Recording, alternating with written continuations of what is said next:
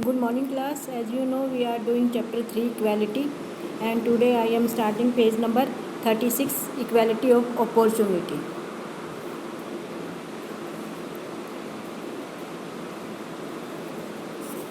The concept of equality implies that all people as human beings are entitled to the same rights and opportunities to develop their skills and talents and to pursue their goals and ambitions. हम ये chapter बच्चों read कर रहे हैं equality. Equality means समानता, यानी कि सब जो सिटीजन है कंट्री के, सोसाइटी के जो भी मेंबर है उन सभी में इक्वालिटी हो। लेकिन कुछ जो लाइफ के स्पेयर्स होते हैं वहाँ पर हम इक्वालिटी को इस्टेब्लिश नहीं कर सकते। जैसे ये आपके बुक में एक पेज नंबर 38 पर एक कार्टून दिया हुआ है, आप देखिए उसको।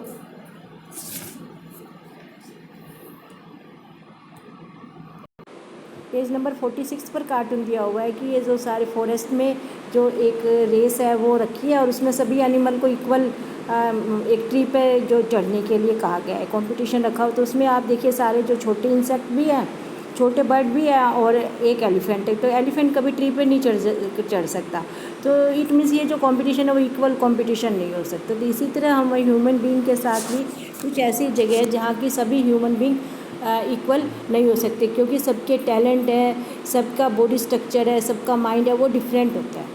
तो यहाँ हम बात करेंगे इक्वालिटी ऑफ अपॉर्चुनिटीज़ की। जो गवर्नमेंट है वो अपने पीपल को इक्वालिटी के लिए क्या देगी, इक्वालिटी ऑफ अपॉर्चुनिटी, कि सबको अपने आप को डेवलप करने के लिए, अपनी पर्सनैलिटी को डेवलपमेंट के लिए इक्वल अपॉर्चुनिटी अवेलेबल हो, यानी सबको इक्वल प्लेइंग फील्ड मिले जिसमें वो अपना टैलेंट शो कर सके।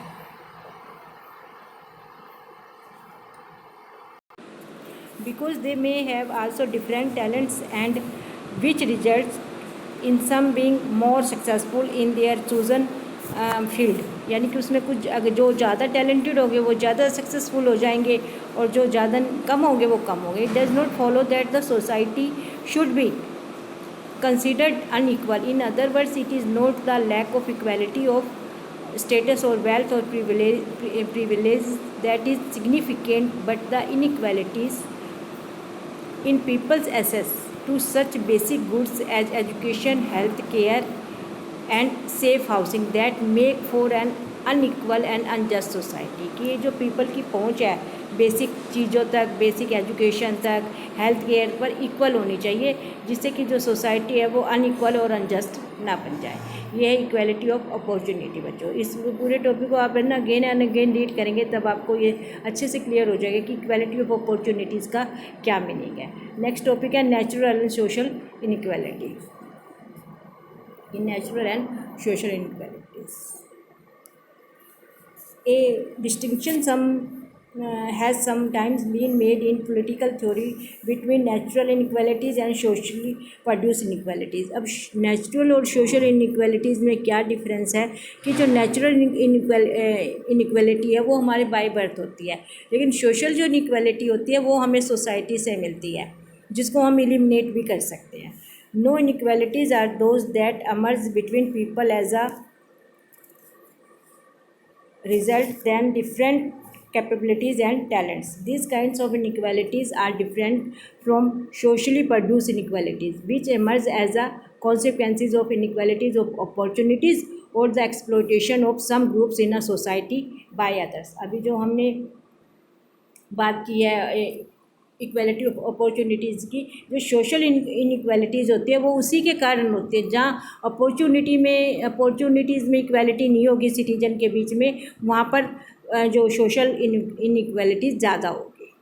नेचुरल इनइक्वालिटीज़ जो होती है, ये यहाँ से रीड कर रहे हैं बच्चों, आप देखिए। Natural inequalities are considered to be the result of the different characteristics and abilities with which people are born. Natural inequalities होती है कि जो हर एक जो ह्यूमन बींग है वो अपने एक अलग अलग टैलेंट के साथ जो बोर्न होते हैं उसको हम नेचुरल इनइक्वालिटीज़ कहते हैं। It is generally assume that natural differences can not be altered, क्योंकि जो नेचुरल डिफरेंसेस हैं उनको हम कम नहीं कर सकते। Social inequalities on the other hand are those created by society. और सोशल जो इनइक्वालिटी है वो होती है जो कि सोसाइटी क्रिएट करती है। ये लाइन अंडरलाइन कर लीजिए आप, create by society. Certain societies may, for example, value those who perform intellectual work over those who do manual work and reward them differently. They may treat differently people of different race और colour और gender और caste. यहाँ people के उसके colour के base पर, gender के base पर, कास्ट के बेस पर उनको अलग अलग ट्रीट किया जाता है, अलग अलग तरह से ट्रीट किया जाता है. ये सोशल इनइक्वालिटीज़ है. Differences of this kind reflect the values of a society and some of this may certainly appear to us to be unjust. और ये इनइक्वालिटीज़ कई बार हमारे सामने बहुत अनजस्ट, एक अन्याय के तौर पर सामने आती है. This distinction is sometimes as useful in helping us to distinguish between acceptable and unfair inequalities in society, but it is not always clear or self-evident. For example, when certain inequalities in the treatment of people have existed over a long period of time, they may appear to us as justifiable because they are based on natural inequalities, that is characteristics that people are born with and cannot easily change. इसमें यह बताया गया कि जो social inequalities जो long time तक चलती है वो बाद में आकर सोसाइटी से एक्सेप्टेबल हो जाती है. जैसे नेचुरल इनइक्वालिटीज़ एक्सेप्टेबल हो जाती है, फिर वो सोशल इनइक्वालिटीज़ भी एक्सेप्टेबल हो जाती है.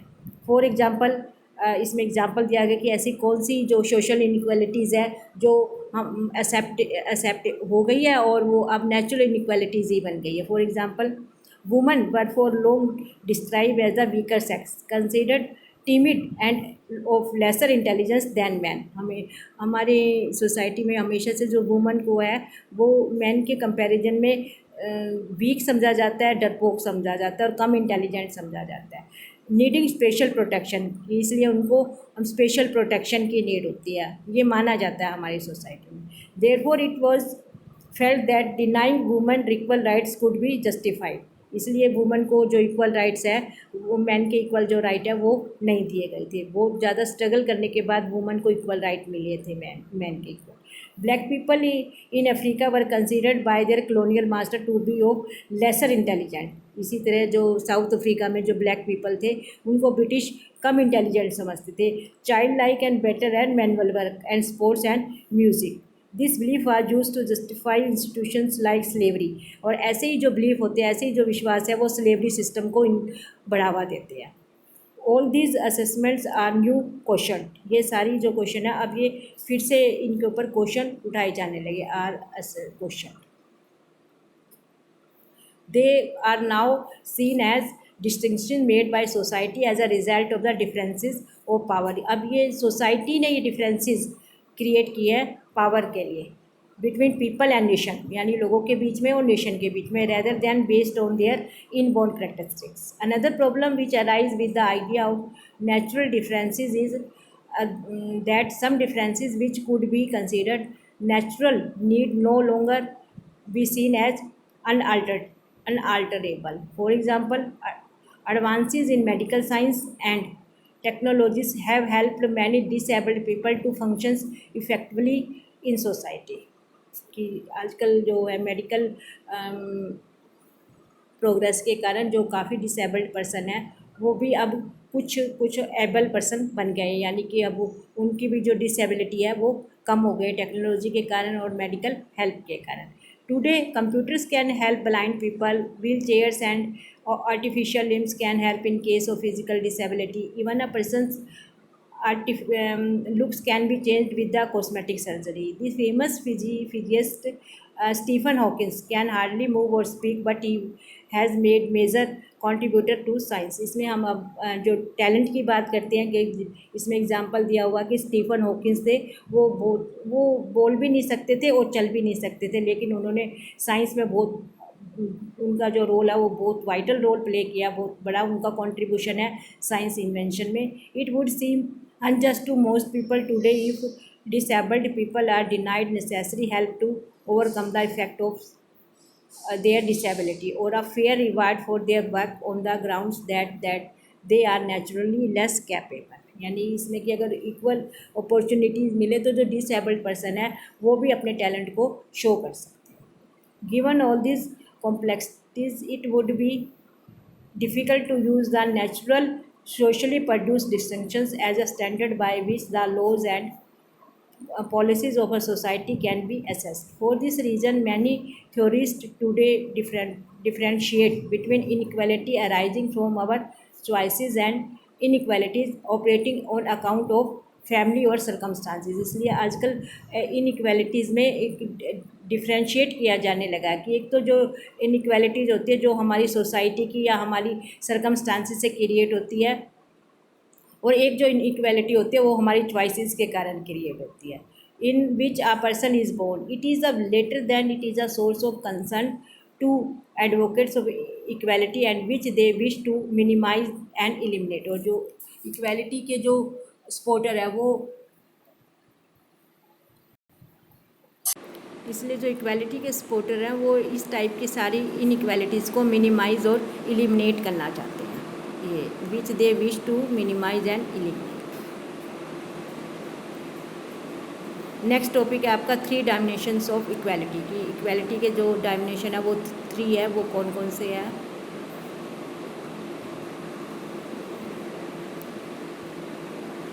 Three dimensions of equality. After considering what kind of social differences are unacceptable, we need to ask what are the different dimensions of equality that we may pursue or seek to achieve in society.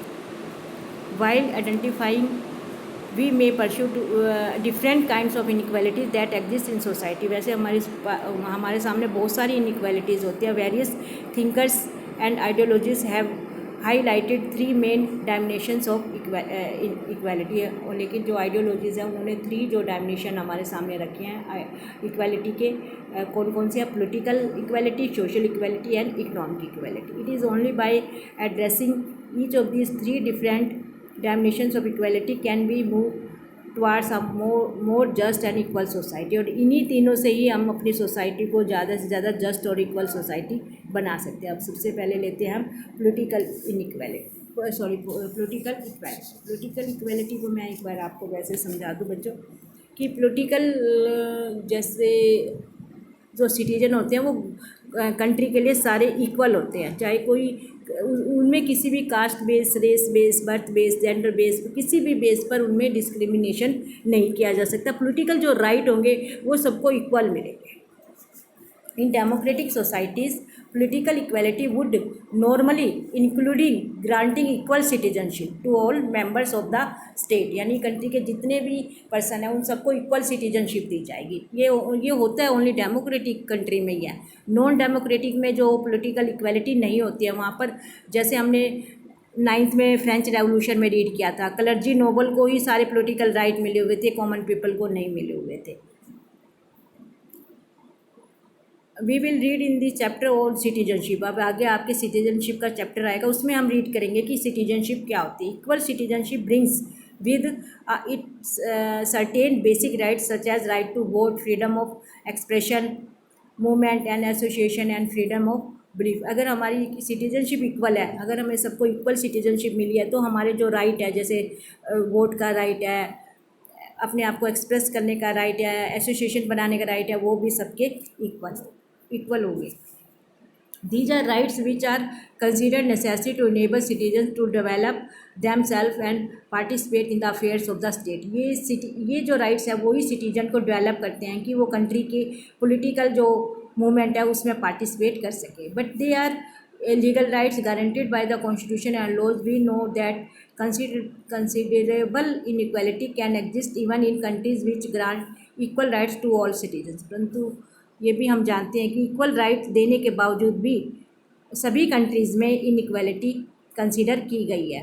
These inequalities are often the result of differences in the resources and opportunities which are available to the citizens in the social and economic spheres. क्योंकि ये जो inequalities है वो resources और opportunity base पर होती है, जो उन्हें सोशल और इकोनॉमिक फील्ड में, इकोनॉमिक स्फीयर में मिलती है. जहाँ अगर इकोनॉमिकली कोई ह्यूमन बीइंग ज़्यादा स्ट्रॉन्ग है तो उसके पास ज़्यादा अपॉर्चुनिटीज़ होगी और दूसरों के पास कम होगी, तो यहाँ पर इनइक्वालिटीज़ एग्जिस्ट हो जाती है सोसाइटी में. For this reason a demand for is often made for equal opportunities और for a level playing field. But we should remember that although political and legal equality by itself may not be sufficient to build a just and egalitarian society. It is certainly an important component of it. इसलिए जो legal जो equality है वो ही काफ़ी नहीं होती अपनी society को एक इगलिटेरियन सोसाइटी बनाने के लिए। नेक्स्ट है बच्चों सोशल इक्वालिटी, पॉलिटिकल इक्वालिटी और इक्वालिटी बिफोर। ये है आपकी social equality.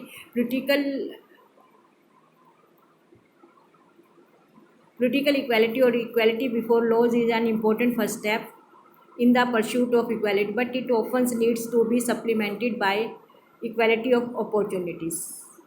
While the former is necessary to remove any legal hurdles which might exclude people from a voice in government and deny them access to available social goods, the pursuit of equality requires that people belonging to different groups and communities also have a fair and equal chance to compete for those goods and opportunity. Social equality का means है कि socially सबको equal opportunity मिले कि वो अपने आप को डेवलप कर सके।